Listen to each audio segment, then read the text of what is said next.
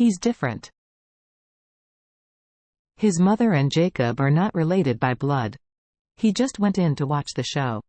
Paul didn't know that Charlie's heart at this time was all thoughts of watching the show. Seeing that Charlie had already stepped to the kitchen, he didn't insist on it anymore. Charlie came to the kitchen, opened the kitchen door, and probed in. Seeing that the two people in the kitchen were hurriedly tidying up and had burnt the pot, their clothes looked neat, and there was nothing wrong with them, Charlie couldn't help feeling a little disappointed. He wanted to come over and eat a melon, but he didn't even have a watermelon rind. However, looking at the faces of the old man and his first love, both seemed to be a little red, and it feels as if the two should have had some closer contact just now. So Charlie deliberately pretended to be surprised and asked, "Dad, Aunt, I don't know what burned, are you two all right?" Jacob hurriedly said in a panic, "Well, nothing is wrong. Nothing is wrong, just accident, the pot burned. I am dealing with it, don't worry." Charlie said, "Two people can still see the confusion after watching a pot. You two must have done nothing good just now." Jacob said with a guilty conscience at this time, "Charlie, you should go out and have tea with Paul. It is enough to have me and Aunt here." The two first lovers, who had been in the kitchen for more than an hour, finally made a table of food. Jacob ran out to tell Charlie and Paul, "Get ready, we can eat." After speaking, he asked Paul again, "By the way, Paul, do you want to drink 2 cups at night?" Paul smiled and took out a portable gift box and said, "Uncle Wilson, I just brought 2 bottles of 30-year-old Moutai. This bottle of Moutai is not an ordinary Moutai. It was an export version more than 20 years ago. It was exported to the United States, and then collected by collectors in the United States. It has been properly preserved until now. Each bottle is 2 kilograms. Jacob was surprised and said, "For 30 years of aging more than 20 years ago, isn't it more than 50 years since now?" "Yes." Paul said with a smile, "It should be about 56 years. Jacob sighed, "Oh, this wine is too precious. It's a waste to give it to me. You should keep it for yourself." Paul hurriedly said, "Uncle Wilson, you don't need to be so polite to me. It was originally a gift for you. If you want, we will drink it with a bottle in the evening. If you don't want it, we will change another wine." When Jacob heard this, he smiled and said, "In that case, thank you.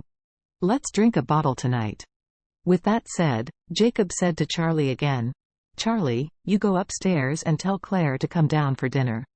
Charlie nodded and said, "Then I will go upstairs and call her." After that, Charlie got upstairs, and when he came to the bedroom, he found Claire lying on the bed with her back to the door. He said, "Wife, come downstairs to eat."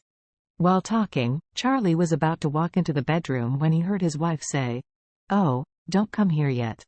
Immediately afterwards, Claire stood up, turned her back to Charlie, as if reaching out and wiping her eyes. Charlie hurriedly walked around in front of her, looked at her red eyes, and asked, "Wife, why are you crying again?" Claire shook her head and stubbornly denied, "I didn't cry, but my eyes were a little uncomfortable." Charlie said distressed-edly, still quibbling, "Your eyes are red like this, and you still said I didn't cry?" After speaking, he asked softly, "Is it because of Mom?" Claire was silent for a moment, then sighed, nodded and said, "It has been almost 30 hours now, and there is no news yet. I'm really afraid that Mom will have some accident." As she said, tears burst into her eyes again. "Furthermore, when such a big thing happened at home, I expected my dad to be able to stick with me, but I didn't expect him to." At this point, Claire couldn't speak anymore. She couldn't keep her emotions all at once, so she cried out. Charlie hurriedly stretched out his hand and took her in his arms. While gently tapping her back, he comforted in her ear, "Wife, don't cry. Mom will definitely be fine. Don't worry, I assure you." Claire sobbed and asked, "What can you promise me? You don't know where she is, you don't know what she has gone through, and you don't know whether she is in danger." Charlie said seriously, "Don't worry, since I have promised you, I will definitely not let her have trouble.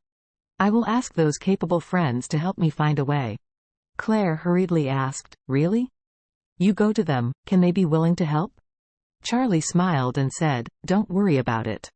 If someone agrees, they are stronger than us and have a wider network than us. Maybe they can help us figure out what happened. Claire breathed a sigh of relief and said gratefully, "Charlie, that's really thank you so much." Charlie smiled and said, "Silly girl, I'm your husband, why are you polite to me?" As he said, he patted her on the shoulder hurriedly, and said, Let's go down for dinner first, and after dinner, I'll go out to find my friends and see if they can help. If they don't, then I will ask them for help. Anyway, I promise you that Mom will come back safely." Claire nodded heavily, feeling a lot more comfortable. Before that, she felt that she was the only one in the family thinking about her mother's disappearance. Now that Charlie stood with herself so resolutely and was willing to help, she was naturally relieved. Charlie really felt sorry for Claire at this time. It can be seen that Elaine's disappearance has been worrying her all the time. If Elaine is not allowed to come back quickly, Elaine hasn't had any major incidents in the detention center, and his wife is probably already unbearable.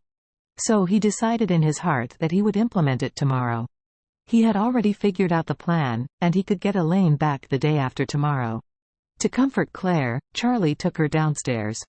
In the restaurant downstairs, Jacob and Mei Ching had already prepared a table of food.